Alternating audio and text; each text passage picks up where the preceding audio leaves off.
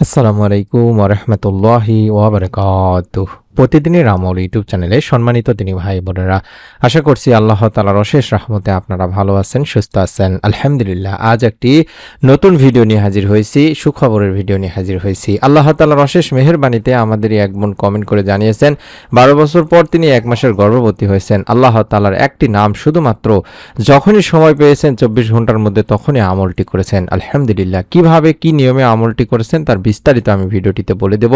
আশা করছি সম্পূর্ণ ভিডিওটি দেখে সেই নিয়মে আপনারা নিয়ত করে আমলটি করবেন। আমি মনোযোগ দিয়ে ভিডিওটি সম্পূর্ণ দেখার অনুরোধ করছি। বিয়ের পর অনেক দম্পতির জীবনে কয়েক বছর চলে যায় কিন্তু কোনো সন্তান জন্ম লাভ করে না। বিভিন্ন রকম চিকিৎসার পরও তারা হতাশ হয়ে পড়েন, নানান দুশ্চিন্তায় নানান ধরনের মাধ্যম গ্রহণ করতে চান, অথচ আল্লাহ তাআলার কাছে চাওয়াই হচ্ছে সর্বোত্তম মাধ্যম। তিনি ভাই বোনেরা, যারা নিঃসন্তান তারা সন্তান লাভের দোয়া আমল সম্পর্কে আমাদের কাছে জানতে চান, তাদের জন্য আমরা অসংখ্য ভিডিও এই ইউটিউব চ্যানেলটিতে, প্রতিদিনের আমল ইউটিউব চ্যানেলটিতে দিয়েছি। আশা করছি আপনারা চ্যানেল থেকে পরীক্ষিত যেই ভিডিওগুলো অর্থাৎ যে আমলের ভিডিওগুলো সেগুলো দেখে অসংখ্য মা ও বোন নেক সন্তান লাভে সুসংবাদ পেয়েছেন। কমেন্ট সেকশনে গেলেও আপনারা তাদের সাথে যোগাযোগ করতে পারবেন। যারা সুখবর দিচ্ছেন আলহামদুলিল্লাহ লিখতেছেন যে এই আমল এতদিন এইভাবে করে নেক সন্তান লাভের সুখবর পেয়েছি, আপনারা চাইলে সেই ভিডিওগুলো দেখতে পারেন বা তাদের সঙ্গে যোগাযোগ করে কমেন্টে আপনারা জেনে নিতে পারেন কি আমল কতদিন কি নিয়মে করেছেন। আজকের এই আমলটি করার আগে আপনাদেরকে মনে রাখতে হবে যে সন্তান সন্ততি দানের ক্ষমতা একমাত্র আল্লাহ তাআলারই হাতে। আল্লাহ যাকে সন্তান দান করেন তার জন্য কোনো অসুস্থতা বা দুর্বলতা কোনো সমস্যায় বাধা হয় দাঁড়ায় না। আর আল্লাহ তাআলা যদি আপনাকে সন্তান দান না করেন তাহলে আপনি যত কিছুই করুন না কেন আপনি তুচ্ছ কারণে সন্তান লাভে ব্যর্থ হবেন। তাই তো আল্লাহ তাআলা বলেন, আল্লাহ যাকে ইচ্ছা কন্যা সন্তান দান করেন, যাকে ইচ্ছা পুত্র সন্তান দান করেন, অথবা ছেলে মেয়ে উভয় দান করেন, আবার যাকে ইচ্ছা বন্দা করেন। সূরা আশ-শুআরা 50 নম্বর আয়াতে রব্বুল আলামিন আল্লাহ নিজে বলছেন। তবে হ্যাঁ দিনী ভাই বোনেরা, আমাদেরকে সন্তান চাইতে হবে কেবল আল্লাহ তাআলারই কাছে এবং চাওয়া বন্ধ করা যাবে না। আপনি আপনার মতো করে নিবিষ্ট মনে আল্লাহ তাআলার কাছে নিজের ভাষাতেও দোয়া করতে পারেন, নেক সুন্দর সুস্থ সন্তান কামনা করে দোয়া করতে পারেন। তিনি যখন আপনার ডাকে সাড়া দিবেন অবশ্যই আপনিও সন্তান দান করবেন। যেমনটি এই দিনী বোনটি আল্লাহ তাআলার উপর ভরসা করে আমলটি করেছিলেন। তিনি যে আমলগুলো করেছিলেন সেই আমলগুলোই আমি আপনাদেরকে শিখিয়ে দিচ্ছি। প্রথমে যে আমলটির কথা বলবো সেটি আল্লাহর অন্যতম প্রিয় নবী ইব্রাহিম আলাইহিসসালামের আমল। আল্লাহ তাআলার নিকট তিনি দোয়া করেছিলেন, যেই দোয়াটির মাধ্যমে আল্লাহ তাআলা তাকে সৎপুত্র সন্তানের সুখবর দিয়েছিলেন।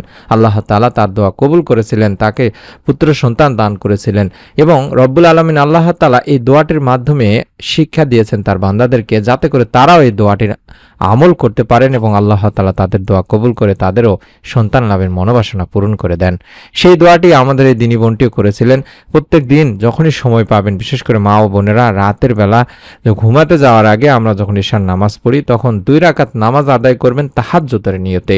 তারপরে আপনারা নামাজ শেষ করে অন্তত 100 বার রব্বি হাবলি মিনাস সলিহিন আরবি বাংলা দুটি উচ্চারণই দেখাই দিচ্ছি, চাইলে মোবাইল স্ক্রিনশট নিয়ে রেখে দিতে পারেন, ছবি উঠায় নিয়ে রেখে দিতে পারেন।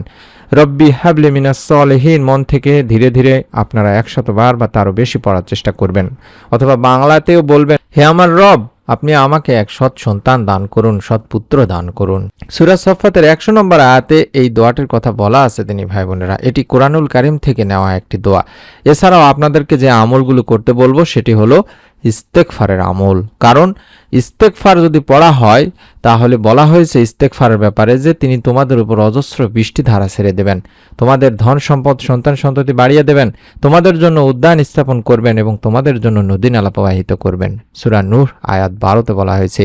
অর্থাৎ আমরা সারা দিনে যত বেশি পারি 100 200 500 যতবার পারা যায় ততবার শুধুমাত্র আস্তাগফিরুল্লাহ আস্তাগফিরুল্লাহ আস্তাগফিরুল্লাহ সব সময় পড়ার চেষ্টা করব তিনি ভাই বোনেরা। কারণ ইস্তেগফার পড়লে আল্লাহ রাসূল সাল্লাল্লাহু আলাইহি সাল্লাম বলেছেন, যে ব্যক্তি নিয়মিত ইস্তেগফার করবে রব্বুল আলামিন আল্লাহ তার সব সংকট থেকে উত্তরণের পথ বের করে দেবেন, তার সব দুশ্চিন্তাকে মিটিয়ে দেবেন এবং অকল্পনীয় উৎস থেকে তার রিজিকের সংস্থান করে দেবেন, তার চিন্তার বাইরে থেকে তাকে সাহায্য করবেন। তাই আপনি যদি মন থেকে ইস্তেগফার বেশি বেশি করে করতে পারেন, ইনশাআল্লাহ আপনার সন্তান না হওয়ার দুশ্চিন্তা ইস্তেগফারের আমলের ওসিলায় দূর হয়ে যাবে। আল্লাহ তাআলা আপনাকেও উত্তম সন্তান দান করতে পারেন। এই দিনী বোনটি আল্লাহ তাআলার একটি বিশেষ নাম পাঠ করেছিলেন দিনী ভাই বোনেরা। আমরা প্রিয় নবী সাল্লাল্লাহু আলাইহি সাল্লাম বলেছেন যে আল্লাহ তাআলার 99টি গুণবাচক নাম আছে, আর যে ব্যক্তি এই গুণবাচক নামগুলোর জিকির করবে সেই ব্যক্তি জান্নাতে যাবে। সুবহানাল্লাহ, আল্লাহ তাআলার সেই গুণবাচক নামগুলোর মধ্যে এমন একটি নাম রয়েছে, এই নামের ছোট্ট আমলের ওসিলায় আল্লাহ তাআলা সন্তান লাভের মনোবাসনা পূরণ করেন। জি, সেই নামটি আমি স্ক্রিনের মধ্যে দেখাই দিচ্ছি। নামটি হচ্ছে আল আওয়ালু।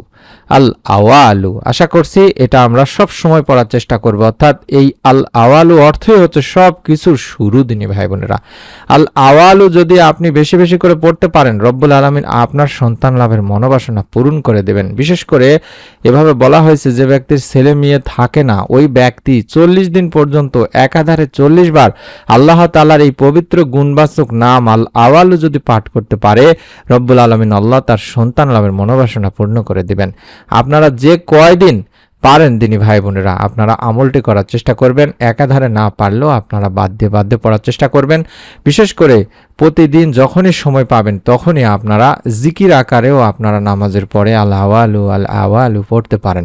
এটি একটি জিকির হিসাবেও আপনারা পড়তে পারেন। আল্লাহ তাআলার পবিত্র গুণবাচক নামের ওসিলায় আল্লাহ তাআলা নেক সন্তান লাভের মনোবাসনা পূরণ করে থাকেন। তবে হ্যাঁ, সবার মনে রাখতে হবে, কোনো মানুষের কাছে সন্তান কামনা করতে যাওয়া যাবে না। সন্তান লাভের জন্য কোনো অবৈধ বা অন্য ইসলামিক উপায় অবলম্বন করা যাবে না। যারা নিঃসন্তান দম্পতি আছেন, তাদের উচিত হবে আল্লাহ তাআলারই উপর ভরসা করে উল্লেখিত এই দোয়ার আমলগুলো করা। আমরা আপনাদের জন্য দোয়া করি, আল্লাহ যেন আপনাদের সকলকে একটি নেক, সুন্দর, সুস্থ সন্তান এই আমলের ওসিলায় দান করেন। আমিন। ভিডিওটিতে আমরা যে আমলটির কথা বললাম, সেই আমলটি করার আগে নিয়ত করে আমল করবেন। আপনার নিকট আত্মীয় স্বজন, কাছের মানুষজনকেও আমলটির কথা বলে দিবেন। এবং নতুন সন্তান লাভের পরীক্ষিত আমলের ভিডিওগুলো পাওয়ার জন্য এই ভিডিওটির নিচে এই সাবস্ক্রাইব লেখা বাটনটি রয়েছে, একবার চাপ দিয়ে রেখে দিন।